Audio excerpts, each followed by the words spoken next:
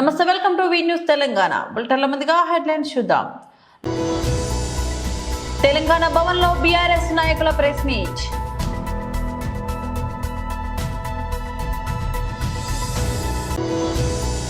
నాంపల్లిలోని BJP రాష్ట్ర కార్యాలయంలో BJP legal cell మీడియాతో మాట్లాడారు.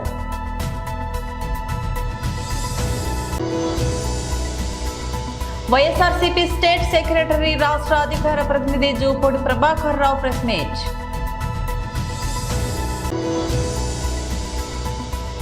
తన మార్ఫింగ్ చిత్రాలపై కీర్తి సురేష్ తీవ్ర ఆవేదన. తెలంగాణ భవన్లో బీఆర్ఎస్ నాయకులు ప్రెస్ మీట్ నిర్వహించారు. కట్టి ఆ రోజు ఆయన చేతుల మీదుగా ఒక ముగ్గురికి పత్రాలు ఇచ్చి గృహప్రవేశాలు చేయించి పూర్తి చేసిన తర్వాత మేము బయటకు వస్తున్నాం. ఆ రోజే ఎన్నికల కోడ్ రావడం జరిగింది. లబ్ధిదారుల జాబితాను అంతా కూడా ఎంపిక చేసి కలెక్టర్ గారు మొత్తం కూడా పారదర్శకంగా లబ్ధిదారులు అందరి ముందే 2 బెడ్రూమ్ హౌసెస్ అన్నీ కూడా ఫస్ట్ ఫ్లోర్ సెకండ్ ఫ్లోర్ ఉంటాయి కాబట్టి ఎవరికి ఏ బ్లాక్లో కేటాయింపు డ్రా సిస్టమ్ ద్వారా ఎంపిక చేసి అవన్నీ కూడా ప్రాసెస్ పూర్తి చేసి తర్వాత ఎన్నికల కోడ్ రావడం, ఆ ఎన్నికల్లో మేము ఓడిపోవడం, తర్వాత జరిగినటువంటి పరిణామాల్లో 2 సంవత్సరాల నుంచి లబ్ధిదారులను ఎవరు కూడా ఇళ్లలోకి పోనీయకుండా మొత్తం కూడా వాళ్ళ కంట్రోల్లో పెట్టుకొని నిన్న మళ్ళీ ఆ 2 బెడ్రూమ్ల ఇళ్ళ జాబితాను మొత్తం కాంగ్రెస్ పార్టీ కార్యకర్తలకే కేటాయింపు చేస్తూ నిజమైన లబ్ధిదారులకు ఇవ్వకుండా చేసే సందర్భంలో చాలామంది అక్కడికి వచ్చి కలవాలనుకుంటే వాళ్ళందరినీ కూడా పోలీసుల యొక్క పరాకాష్ఠలో మొత్తం కూడా అరెస్ట్ చేసి వాళ్ళందరూ కూడా ధర్నాలు చేస్తే కూడా చేయకుండా ఎక్కడికక్కడ కట్టుదిట్టం చేసి మొత్తం కూడా వాళ్ళ కార్యకర్తలతోటి వాళ్ళకి ఇన్ఫర్మేషన్ ఇప్పించి వారిని పిలిపించి మొత్తం పోలీసుల కంట్రోల్లో వ్యవస్థనంతా కూడా పెట్టి చేయడం జరిగింది. నేను ఈరోజు ప్రభుత్వాన్ని ప్రశ్నిస్తూ ఉన్నా. ఎందుకంటే ఆనాడు ప్రభుత్వంలో ఉండేటువంటి ఆనాడు ఉండే కలెక్టర్ గారు కూడా ఎవరైతే పేదరికలు ఉన్నారో వాళ్ళని కొలమానంగా చేసి ఎంపిక చేస్తే 2 సంవత్సరాల నుంచి పెండింగ్లో పెట్టి దీని మీద అనేక ఉద్యమాలు జరిగినాయి. చాలా సందర్భాల్లో ధర్నాలు, రాస్తారోకలు జరిగినా మరి వాటిని అన్నింటినీ కూడా పక్కకు పెట్టి మొత్తం జాబితానే మార్చేసి కాంగ్రెస్ పార్టీ కార్యకర్తలకు మాత్రమే ఇచ్చే విధంగా ఇవ్వడమే కాకుండా దీంట్లో పెద్ద మొత్తంలో అవినీతి ఒక్కొక్క లబ్ధిదారు నుంచి ₹1,00,000 వసూలు చేసి ఈరోజు కేటాయింపు చేయడం జరిగింది. నిజంగా మీకు చిత్తశుద్ధి ఉంటే ఎమ్మెల్యే క్యాంపారం మీద పోలీసుల యొక్క పర్యవేక్షణ ఎందుకండి? అక్కడ ఒక సిఐ, ఒక ఎస్ఐ ఎప్పటికప్పుడు ఉండి ఏం జరుగుతుందో కూడా తెలుసుకునే పద్ధతి చేయడం జరుగుతూ ఉన్నది. అదేవిధంగా శ్రీమతి జువ్వాటి సుమలత అనేటువంటి ఆమె గోరికొత్తపల్లి మండలం కొత్తపల్లి విలేజ్లో ఆమె ఇంటి కొరకు 2 బెడ్రూమ్ల ఇల్లు కొరకు పెట్టుకుంటే ఆమెకి ఇల్లు వచ్చినట్టుగా ఇండ్రు వచ్చినట్టుగా చెప్పడం జరిగింది. ఆమె లిస్టులో ఆమె పేరు ఉండడం జరిగింది. ఆమె బీఆర్ఎస్ పార్టీ కార్యకర్త యొక్క భార్య అని చెప్పి ఆ రోజు చివరి నిమిషంలో ఆమెకి ఇవ్వకుండా మరి ఆఫ్ చేస్తే ఆమె ఎంపీడీఓ దగ్గరికి, కలెక్టర్ దగ్గరికి అనేక సందర్భాలు తిరిగితే కూడా ఎలాంటి ప్రయోజనం లేకపోతే ఆర్టీ యాక్ట్లో అడిగిన నాకు వచ్చినటువంటి ఇండ్లను ఎందుకు మీరు ఇవ్వట్లేదని అడిగితే ఎంపీడీఓ ఇచ్చినటువంటి సమాధానం స్థానిక శాసనసభ్యుడి యొక్క ఆబ్జెక్షన్ మేరకు మీకు ఇల్లు ఇవ్వడం లేదని చెప్పి ఆర్టీ యాక్ట్లో ఇవ్వడం జరిగింది. దీన్ని బేస్ చేసుకొని నాంపల్లిలోని బీజేపీ రాష్ట్ర కార్యాలయంలో బీజేపీ లీగల్ సెల్ మీడియాతో మాట్లాడారు. మనందరికీ తెలిసిందే, బండి సంజయ్ గారి అత్తగారు చనిపోయినప్పుడు వాళ్ళ అత్తగారు 10వ దినం సంతాప దినాలలో ఉన్నప్పుడు అప్పటి రాష్ట్ర ప్రభుత్వం అమానుషంగా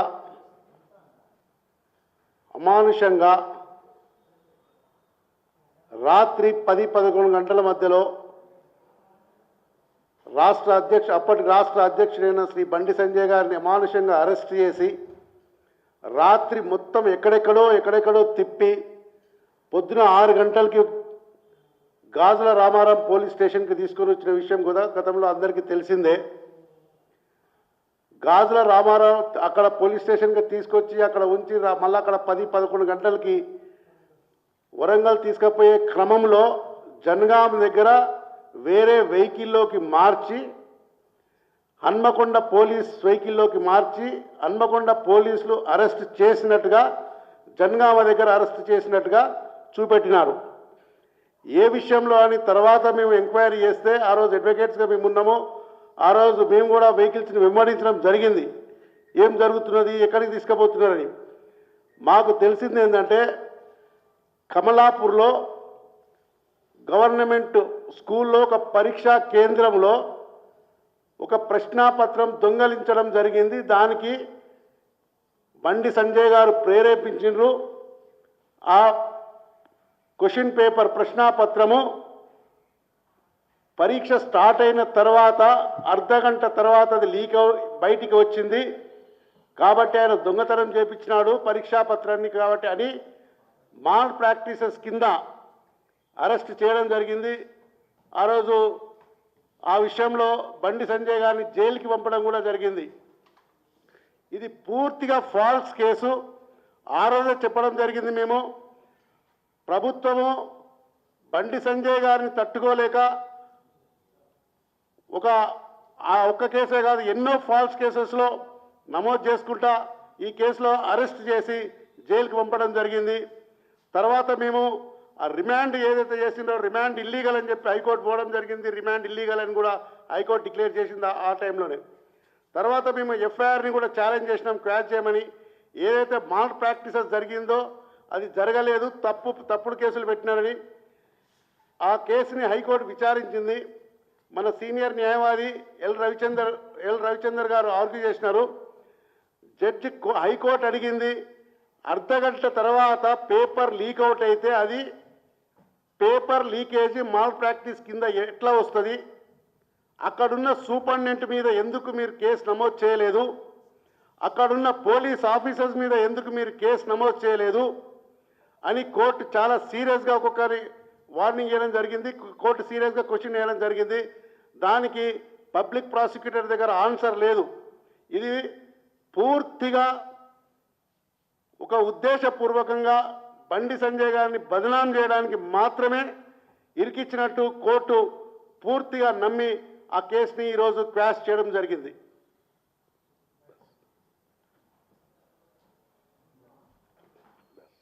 వైఎస్ఆర్సీపీ స్టేట్ సెక్రటరీ రాష్ట్ర అధికార ప్రతినిధి జూపూడి ప్రభాకర్ రావు ప్రెస్ మీట్ నిర్వహించారు. ఇప్పుడు ఒక 18 నెలలుగా తెలుగుదేశం పార్టీ, జనసేన, మిగతా వాళ్ళ కూటమిలుగా ఉన్నటువంటి నేపథ్యం. 18 నెలలుగా ఈ రాష్ట్రంలో ప్రజల మన్ననలను పొందలేక అభివృద్ధిని, సంక్షేమాన్ని గాలి కుదిలేసినటువంటి కూటమి ప్రభుత్వం ఆంధ్రప్రదేశ్లో లెడ్ బై చంద్రబాబు నాయుడు గారు ప్రజల ఆలోచన నుంచి దూరంగా వెళ్ళిపోయి ఎలక్షన్ టైంలో ప్రజలకు ఇచ్చినటువంటి అనేకమైన వాగ్దానాలన్నీ కూడా తప్పుడు వాగ్దానాలుగా ఈరోజు నిరూపించబడిన తర్వాత తిరిగి మళ్ళా గతంలో లాగానే వైఎస్ఆర్ కాంగ్రెస్ పార్టీ మీద అనేకమైన ఆరోపణలతోటి ఎల్లో మీడియా కానీ, చంద్రబాబు నాయుడు గారు కానీ స్వయాన వాళ్ళు చేస్తున్న కుట్రలన్నీ కూడా ఈరోజు మనం చూస్తూనే ఉన్నాం. గతంలో రాజశేఖర రెడ్డి గారి మరణానంతరం ఈ రాష్ట్రంలో ఏర్పడినటువంటి ఒక రాజకీయ సంక్షోభాన్ని మీ అందరూ చూస్తున్నారు. ఆ టైంలో జగన్మోహన్ రెడ్డి గారు ప్రజలకు ఇచ్చిన మాట కోసం రాజశేఖర రెడ్డి గారి మరణానంతరం మరణించినటువంటి ఆ కుటుంబాల దగ్గరికి వెళ్తానని, ఆ క్రమంలో కాంగ్రెస్ పార్టీ తన వైఖరిని జగన్మోహన్ రెడ్డి గారి కుటుంబానికి వ్యతిరేకంగా తీసుకోవటం, మాట మీద నిలబడినటువంటి జగన్మోహన్ రెడ్డి గారు ప్రజల దగ్గరికి వెళ్ళి నాన్నగారి కోసం మరణించినటువంటి కుటుంబాలని ఓదారుస్తానని చెప్పినటువంటి నేపథ్యంలో కాంగ్రెస్ పార్టీ, తెలుగుదేశం రెండు కలిపి ఆ సమయంలో 2011 తర్వాత జగన్మోహన్ రెడ్డి గారి మీద పెట్టినటువంటి కేసులు కానీ, పన్నినటువంటి కుట్రలు కానీ ఇవి ఇంకా ఈ రాష్ట్రంలో ప్రజలు, రెండు రాష్ట్రాల్లో కానీ మర్చిపోలేదు. అప్పుడు పెట్టినటువంటి కేసులు, ఆ కేసుల్ని ఒక పర్వతంలాగా, ఒక శిఖరంలాగా ఎదుర్కొని జగన్మోహన్ రెడ్డి గారు ఓదార్పు యాత్రతోటి ప్రజల్లో తిరిగి ప్రజల మన్ననలు పొంది 2019-24 మధ్యలో పరిపాలించినట్టు పరిపాలన ఈ రోజుకి ప్రజలు గుర్తుపెట్టుకున్నారు. ఆయన లండన్ ఇటీవల వెళ్ళినప్పుడు లండన్ వెళ్ళే ముందు కోర్టుకి చెప్పినటువంటి నేపథ్యం ప్రకారం ఖచ్చితంగా కోర్టుకు వచ్చి కోర్టులో హాజరు వేయించుకుంటాం అని చెప్తే దాన్ని సిలువలు పలువులుగా చేసినటువంటి Telugu Desam and co yellow media మొత్తం కూడా విషపు రాత్రులు రాసి జగన్మోహన్ రెడ్డి గారు ఇదిగో కోర్టు అంటే లెక్క లేదన్నట్టుగా 5-6 సంవత్సరాలుగా కోర్టు డైరెక్షన్లోనే జగన్మోహన్ రెడ్డి గారు ప్రభుత్వంలో ఉండి తను పర్మిషన్లు తీసుకున్న విధానం మీ అందరికీ తెలుసు. కానీ ఈరోజు కోర్టుకు వస్తూ ఉంటే జగన్మోహన్ రెడ్డి గారి కోసం దాదాపు బేగంపేట ఎయిర్పోర్ట్ కానీ నాంపల్లి సిబిఐ కోర్టు దగ్గర కానీ లోటస్ పాండ్ తన నివాసం దగ్గర కానీ వేల మంది జనం జగన్ కోసం వచ్చి చూసినటువంటి ప్రముఖ కథానాయిక కీర్తి సురేష్ తన పేరుతో ఆన్లైన్ లో సర్క్యులేట్ అవుతున్న ఏఐ మార్ఫింగ్ చిత్రాలపై తీవ్ర ఆవేదన వ్యక్తం చేశారు. డీప్ ఫేక్ టెక్నాలజీతో సృష్టించిన ఈ నకిలీ ఫోటోలు తనను మానసికంగా ఎంతగానో బాధిస్తున్నాయని, విసుగు పుట్టిస్తున్నాయని సోషల్ మీడియా వేదికగా వాపోయారు. ఈ నకిలీ చిత్రాలు ఎంత సహజంగా ఉన్నాయంటే వాటిని చూసినప్పుడు నిజంగానే తాను అలా ఫోజు ఇచ్చావా అని తనను తానే ప్రశ్నించుకునే పరిస్థితి వచ్చిందని కీర్తి తెలిపారు. ఏఐ సాంకేతికత ఎంత ప్రమాదకరంగా మారుతుందో చెప్పడానికి ఇదే నిదర్శనమని ఆమె పేర్కొన్నారు. రోజు రోజుకు పెరుగుతున్న ఈ టెక్నాలజీ సామర్థ్యాలను నియంత్రించడం కష్టంగా మారుతుందని ఆందోళన వ్యక్తం చేశారు. అనుమతి లేకుండా ఇతరుల చిత్రాలను ఇలా దుర్వినియోగం చేసే వారిపై కఠిన చర్యలు తీసుకోవాల్సిన అవసరం ఉందని కీర్తి సురేష్ అభిప్రాయపడ్డారు. ఈ సమస్య కేవలం సినీ పరిశ్రమకే పరిమితం కాదని డిజిటల్ ప్లాట్ఫామ్ లో ఉపయోగించే ప్రతి ఒక్కరికి ముప్పు పొంచి ఉందని హెచ్చరించారు. కీర్తి ఆవేదనకు నటి ఆండ్రియా జెరేమియా మద్దతు తెలిపారు. గతంలో రష్మిక మందన్న, సమంత వంటి నటీమణులు కూడా ఇలాంటి డీప్ ఫేక్ సమస్యను ఎదుర్కొన్నారని, ఈ ఘటన ఏఐ దుర్వినియోగంపై మరింత కఠినమైన చట్టాలు అవసరమని మరోసారి గుర్తు చేస్తుందన్నారు. బీసీ రిజర్వేషన్ సాధన కోసం అన్ని రాజకీయ పార్టీల నాయకులు కేంద్ర ప్రభుత్వంపై ఒత్తిడి తీసుకురావాలని ఎమ్మెల్సీ బస్వరాజ సారయ్య పిలుపునిచ్చారు. వరంగల్ తూర్పు నియోజకవర్గంలోని కార్పొరేటర్ గుండెటి నరేందర్ నివాసం రామ్కీలో నిర్వహించిన మీడియా సమావేశంలో ఆయన మాట్లాడారు. ఈ కార్యక్రమంలో కాంగ్రెస్ నేతలు కె సదానందం, గజ్జల లింగమూర్తి, డిఎస్ మూర్తి, పరమేశ్వర్, రాములు బాబు తదితరులు పాల్గొన్నారు. అన్ని పార్టీల అభిప్రాయాలు సేకరించినట్టు పేర్కొన్న సారయ్య బీజేపీ, బీఆర్ఎస్ నాయకులు కూడా బీసీ రిజర్వేషన్ల కోసం పోరాడాలని కోరారు. ముఖ్యమంత్రి రేవంత్ రెడ్డి గారు ఏదైతున్నదో ఒక శాస్త్రీయంగా దేశ జనాభా ఎన్నడూ శాస్త్రీయంగా కాలేదు స్వాతంత్రం వచ్చిన తర్వాత. అటువంటి దాన్ని ఏదైతున్నదో శాస్త్రీయంగా కులగణన చేస్తే బాగుంటుంది. కులగణన చేసి దాని తదనుగుణంగా మనము ఈ రిజర్వేషన్ల ప్రక్రియ కొనసాగిస్తే బాగుంటుంది అని చెప్పి ఒక నిర్ణయం తీసుకొని 42% రిజర్వేషన్ ఇద్దామనే ఒక సత్సంకల్పంతో ఒక శాస్త్రీయ ప్రకారంగా దాని కులగణన చేసిన విషయం మనందరికీ తెలిసింది. అదే పరంపర లోపల రాష్ట్ర ప్రభుత్వంలో గతంలో 18%, 2018లో రాష్ట్ర ప్రభుత్వం ఏదో పంచాయతీరాజ్ గత ప్రభుత్వం ఏదైతే పంచాయతీరాజ్ చట్టం చేసి 50% కంటే మించొద్దు అని చెప్పేసుకొని రిజర్వేషన్ ప్రక్రియ పెట్టింది. కానీ రేవంత్ రెడ్డి గారు ఏదైతున్నో విద్య, ఉద్యోగం, రాజకీయాల లోపల కరెక్ట్గా మేమెంతో మాకంతా అనే ఒక నినాదాన్ని బీసీలు కోరుతూ ఉన్నారు. వాళ్ళకి తదనుగుణంగా రిజర్వేషన్ పెడితే బాగుంటుందనే ఒక మంచి ఆలోచనతో ఏదైతుందో 2018 దాన్ని సవరణ చేసుకుంటూ గత ప్రభుత్వం చేసిన తీర్మానాన్ని సవరణ చేసుకుంటూ 2 జీవోల ద్వారా కేంద్ర ప్రభుత్వానికి అదేవిధంగా గవర్నర్ ద్వారా పంపడం జరిగింది. ఇంత జరిగినా కూడా ఇప్పుడు బంత్ ఏదైతున్నదో కేంద్ర ప్రభుత్వం చేతిలో ఉన్నది. కాబట్టి కేంద్ర ప్రభుత్వం నిర్ణయం తీసుకొని చేసినట్టయితే ఈ 42% రిజర్వేషన్ ప్రక్రియ కొనసాగుతుంది అనేది మనందరికీ తెలిసిన విషయం.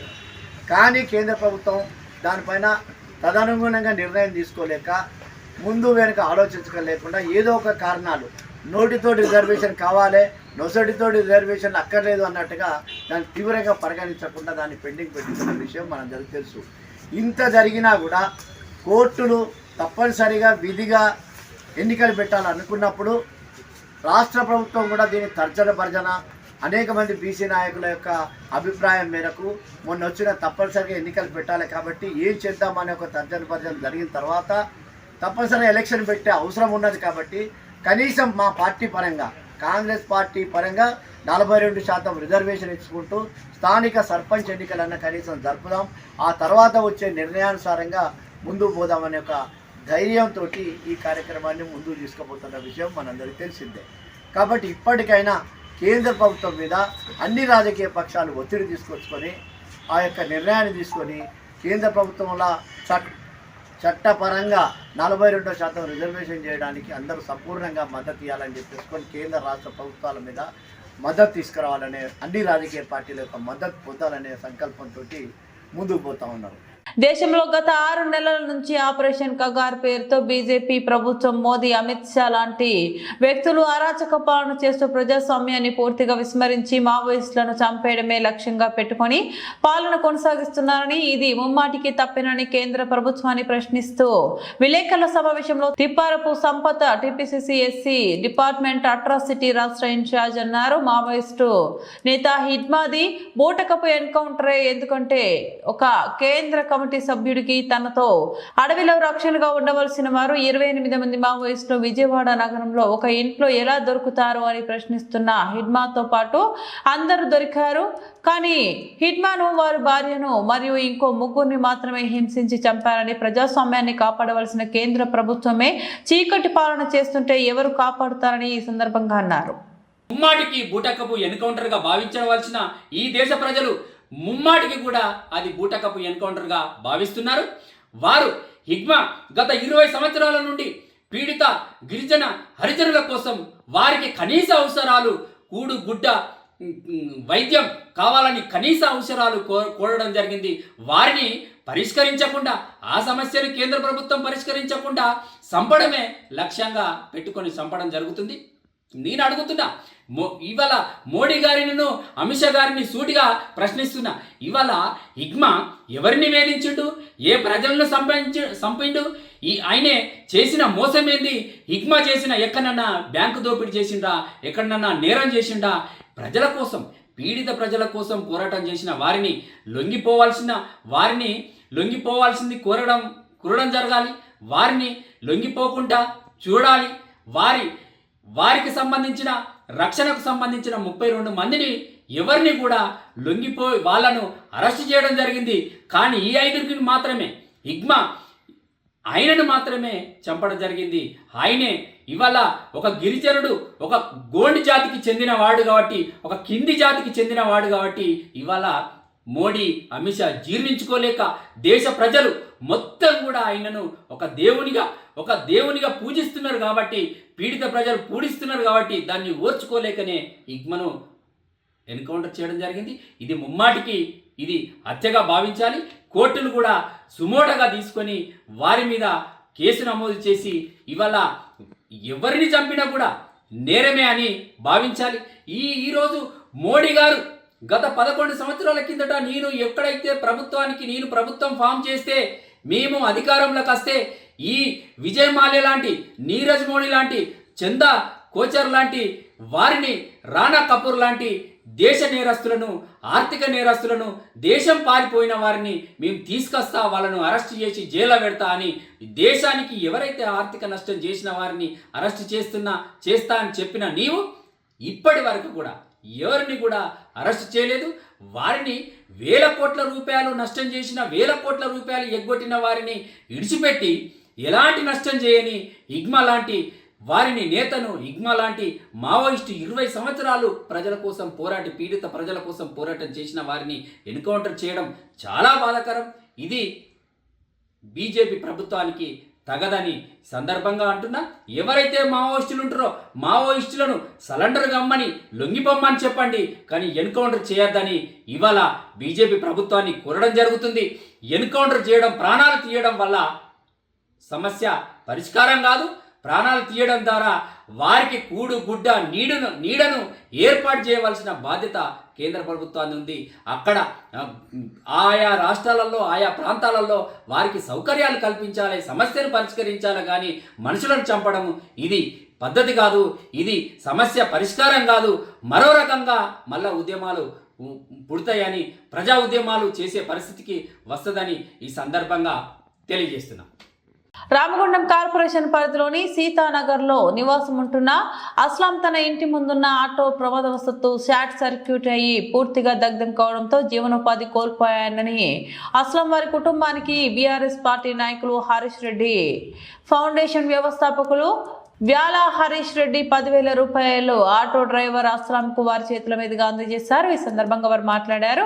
ఈ కార్యక్రమంలో ఎండి జాహిద్ పాషా, పొలాడి శ్రీనివాసరావు, మెరుగు చంద్రమౌళి, కృష్ణస్వామి, బూరుగు వంశీకృష్ణ, నడిపెల్లి సాయి, బొట్ల పోషం, ఆటో యూనియన్ నాయకులు కడారి శ్రీహరి, అనుబాయ్, ఎలకలపల్లి అంజయ్య, మధు, బండి రాజు, మైనార్టీ నాయకులు ముజీబ్ తదితరులు పాల్గొన్నారు.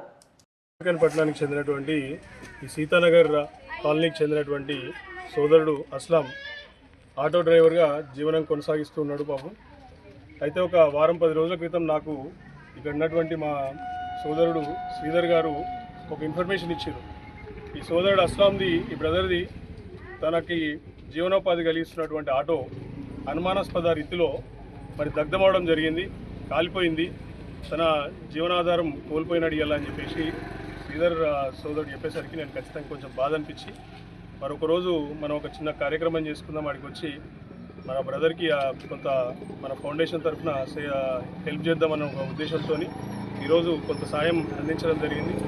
గతంలో కూడా మీకు గుర్తుంటే మా నాయకులు వర్కింగ్ ప్రెసిడెంట్ కేటీఆర్ గారి జన్మదినం సందర్భంగా ఇక్కడ ఒక పిలుపునివ్వడం జరిగింది. నేను ఈ నియోజకవర్గంలో ఎందరైతే ఆటో డ్రైవర్లు ఉన్నారో ఎవరికైనా మన ప్రాబ్లం ఉన్నా కానీ, మరీ ముఖ్యంగా ఎవరైనా మరణిస్తే కనుక వారి కుటుంబానికి నా ఫౌండేషన్ వ్యాల హరీష్ రెడ్డి ఫౌండేషన్ తరఫున ఆ కుటుంబానికి, మరణించినటువంటి కుటుంబానికి కొంత తోడ్పాటు ఇవ్వాలని చెప్పేసి 10,000 రూపాయలు ఇవ్వాలని చెప్పేసి ఆ రోజు కేటీఆర్ గారి జన్మదినం సందర్భంగా పూనుకొని అదే రోజు మరి అకాల మరణం చెందినటువంటి ఒక 20 మంది ఆటో డ్రైవర్ కుటుంబాలకి ఆ రోజు 2 లక్షల రూపాయలు అందివ్వడం జరిగింది. అలాగే దాని తర్వాత కూడా ఒక 2-3 ఆటో డ్రైవర్లు కూడా సాయం అందించడం జరిగింది. మరి కష్టాల్లో ఉన్న వారికి తోడ్పాటుగా ఈరోజు కూడా ఈ మిత్రుడి పాప ఆటో దగ్ధమైపోయిందన్న విషయం తెలుసుకొని బాధ అనిపించి తనకు కూడా కొంత సాయం అందించడం. ఇదే రీతిలో కూడా నియోజకవర్గంలో, ఎందుకంటే ఈ ప్రభుత్వం వాస్తవంగా ఆటో డ్రైవర్లకు ఇచ్చినటువంటి ప్రధాన హామీని విస్మరించింది. ఆటో డ్రైవర్లందరూ కూడా కాయకష్టం చేసుకొని కష్టపడి మరి జీవనం సాగిస్తున్నటువంటి కుటుంబాలందరూ కూడా వాళ్ళకి ఆశ చూపించి ఏడాదికి 12,000 రూపాయలు ఇస్తామని చెప్పేసి ఇప్పటికి 2 ఏళ్ళు కావస్తున్నా కానీ ఆ హామీని తుంగలో దొక్కి మర్చిపోయి ఇలా పాలకులు ప్రవర్తిస్తున్నారు. మరి ఇది వాళ్ళకు గుర్తు చేద్దామన్న ఉద్దేశంతోనే నేను ఇక్కడ మరి ముఖ్యంగా ఓన్లీ రామగుండం నియోజకవర్గంలో ఈ సేవా కార్యక్రమాన్ని ప్రారంభించడం జరిగింది. ఇప్పటి నుండి కూడా ఎవరికైనా ఆటో డ్రైవర్లకు కూడా ఏమైనా కష్టాలున్నా కానీ నా దృష్టికి తీసుకురండి, మా ఫౌండేషన్ తరఫున సాయం అందిస్తాం. ఖచ్చితంగా కూడా వాళ్ళందరినీ కూడా కడుపులో పెట్టుకొని కాపాడుకుంటాం. ధన్యవాదాలు. బులెటిన్ ముగించే ముందు మరోసారి హెడ్లైన్స్ చూద్దాం. తెలంగాణ భవన్లో బీఆర్ఎస్ నాయకుల press meet.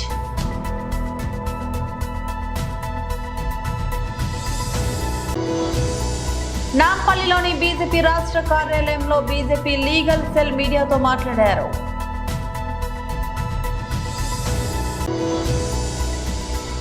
YSRCP state secretary రాష్ట్ర అధికార ప్రతినిధి జూపూడి ప్రభాకర్ రావు ప్రెస్ మీట్.